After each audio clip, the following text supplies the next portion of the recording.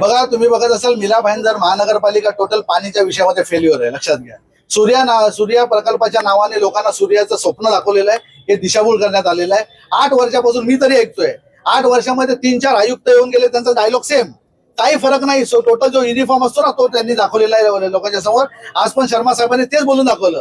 पण या ठिकाणी मला असं वाटतंय की या ठिकाणी जनतेचे जे प्रतिनिधी आहेत हे टोटल फेल झालेले आहेत, लक्षात घ्या. मोठे मोठे आश्वासन करून मीरा भाईंदर मध्ये महानगरपालिकेचे इलेक्शन जिंकले, आमदारी के खासदारकी जिंकल्या, आणि लोकांना तुम्ही दिशाभूल ठेवलं. लोकांना लॉलीपॉपनी गाजर शिवाय दुसरा काय ठेवलेलं नाही, लक्षात घ्या. ते गाजर आम्हाला हजम झालेलं नाही. या मीरा भाईंदर महानगरपालिकेतर्फे तुम्ही बघत असाल या ठिकाणी मोठे पाण्याचा प्रश्न आहेच, त्या ठिकाणी हॉस्पिटल कुठे आहे, शाळा कुठे आहे, सीसीटीव्ही बंद आहे, या ठिकाणी लोकांवर महिलांवर बलात्कार होत आहेत, लक्षात घ्या. ह्याच्यावर कुठला कायदा काही नाही आहे. या दिवसांदिवस या ड्रग्सचं माफियाचं मोठं साम्राज्य आहे, कुठेच लक्ष नाही यांचा. जनतेचे प्रतिनिधी टोटली फेल झाले असा आमचा आरोप आहे.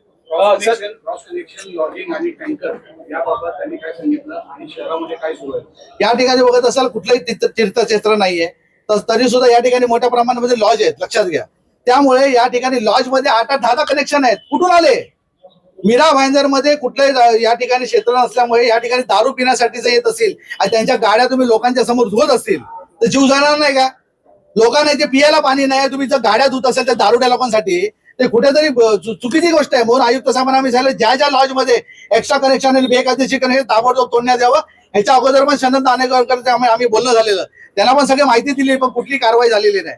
हे अधिकारी आहेत ना, हे माजलेले आहेत, लक्षात घ्या. हे अधिकारी काम करत नाहीत, हे अधिकारी लोकांना दिशाभूल करतायत. त्यामुळे या ठिकाणी आमदार खासदार फेल झालेले आहेत, लक्षात घ्या. कोण?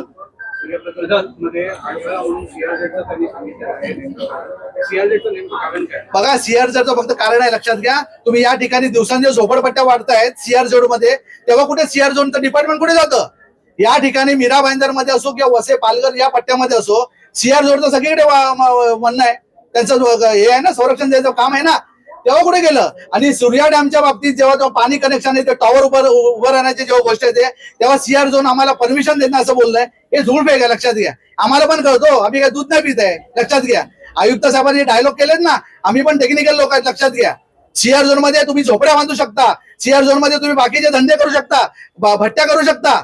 लोकांनी वारंवार नेचर प्रेमीवाल्यांनी तुम्हाला निवेदन दिलंय की या ठिकाणी फार मोठ्या प्रमाणामध्ये या ठिकाणी मँग्रोव्ह कटिंग होत आहेत, तेव्हा सीआर झोन वाले कुठे गेले? सीआर झोनचं फक्त भानं करतात, बाकी काय नाही. हे लोक, हे अधिकारी माजलेले आहेत, लक्षात घ्या.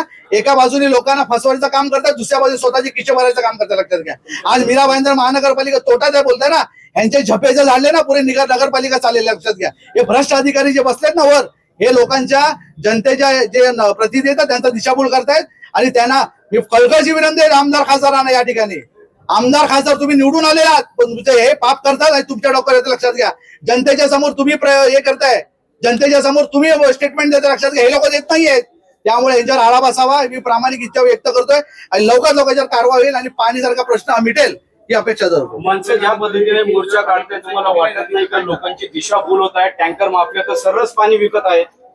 बघा, टँकर माफिया हे संपवलं पाहिजे, आमची पण इच्छा आहे. आणि हे नगरसेवकची मेहरबानी, लक्षात घ्या. हे पाप आहे ना, हे जे नगरसेवकच्या इलेक्शन मध्ये आणि आमदारच्या इलेक्शन मध्ये जेव्हा मोठ्या मोठ्या घोषणा केलेल्या ना मॅनिफेस्टो मध्ये, त्याचं पाप आहे, लक्षात घ्या. म्हणून परत एकदा सांगतोय, आमदार खासदारांना मी चेतावणी देतोय की तुम्ही जे फार मोठे मोठे दावे करता, हे मी केलं ते मी केलं, लोकांना या ठिकाणी फ्लायओव्हर आणि हे मेट्रो नको आहे, लक्षात घ्या. पाण्यासारखी मूलभूत हे आहे ना, ते प्रकल्प पाहिजे, लक्षात घ्या. त्यामुळे या ठिकाणी टँकर लॉबी संपायला पाहिजे, टँकर लॉबी उद्ध्वस्त व्हायला पाहिजे. हे ज्या नगरसेवकांचे ज्या राजकारणी लोकांचे टँकर आहेत ना, हे पहिलं बंद करायचं.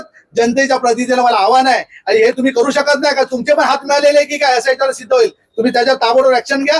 नागरिकांना समजू दे की तुम्ही या ठिकाणी पाण्याच्या बाजूने खंबीरपणे उभे आहेत, लक्षात घ्या. काय सांगाल, मीरा भाईंदरचा पाण्याचा प्रश्न राजकीय पक्षांनी सुटला नाही, महापौर आयुक्त यांच्याकडनं सुटला नाही, स्वतः देवाला महानगरपालिकेत यायची वेळ आली, काय नेमकं आहे? कारण की मीरा भाईंदर लोकांना भरपूर त्रास झाला आहे, कारण की पाण्याचा काहीच प्रयोग होत नाही आणि कोणी जनताचं कोणी ऐकत नाही आहे. ह्याचे बिकॉज सत्ताधारी जाऊन झोपून बसलेत, कारण की कोणाला जनतेवर लक्षच नाही आहे. कारण की लोकांना जनतेचा आवाजच लोकांकडे पोहोचत नाही सत्ताधाऱ्याकडे. म्हणून आम्ही आज इथे आलो आहे या BMC ऑफिसमध्ये, की त्यांना जरा आमची आवाज त्यांच्याकडे जाईल, त्यांना कळेल की बाबा आता लोकांचं जर ऐकत नाही आहेत, कमीत कमी देवाचं तरी ऐकून घ्या की ते खाली उतरले आता इथे मीरा भाईंदरला अगोदर किती वर्षापासून तो पाण्याचा त्रास होतच आहे. लोक येत आहेत, निवेदन करतायत किंवा लेटरं देत आहेत इथे BMC ऑफिसमध्ये, पण ते लेटर कुठे जात आहे ते माहीतच नाही आहे.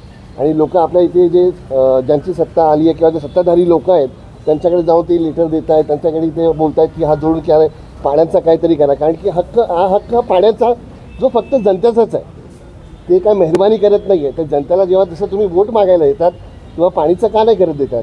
वोट मागायला सगळे येतात, पण जेव्हा त्यांच्याकडून जेव्हा काही द्यायचं येतं तेव्हा ते लोक गप्प बसून घरून जाऊन झोपून जातात. पण एवढंच आहे की आता आमची हे रिक्वेस्ट आहे, म्हणजे आता ह्या लँग्वेजमध्ये मी बोलतो तुम्हाला, कारण की त्या BMCला जे आता हे आपले इथे सगळे जे कार्यकर्ता आहेत मनसेचे राजसाहेब ठाकरेचे ते आले आहेत, ते निवेदन घेऊन आले आहेत की जे पाण्याचा जे काय प्रॉब्लेम इथे सुरू झाला आहे त्याच्यावरती काहीतरी करावा. तर तुम्हाला आता वाटतं की हे मनपाचे अधिकारी देवाचे तरी ऐकतील? बघू, नाहीतर भोगावं लागेल. आम्ही तर आहोत. फळं सगळ्यांना इथेच भोगायची आहेत. काय म्हणतात? कर्माची फळं सगळ्यांना इथेच भोगायची आहेत. जर कर्माची फळं त्यांना नसतील भोगायची तर लवकरात लवकर मीरा भाईंदरला पाणी द्यावं, बस एवढीच आमची इच्छा आहे.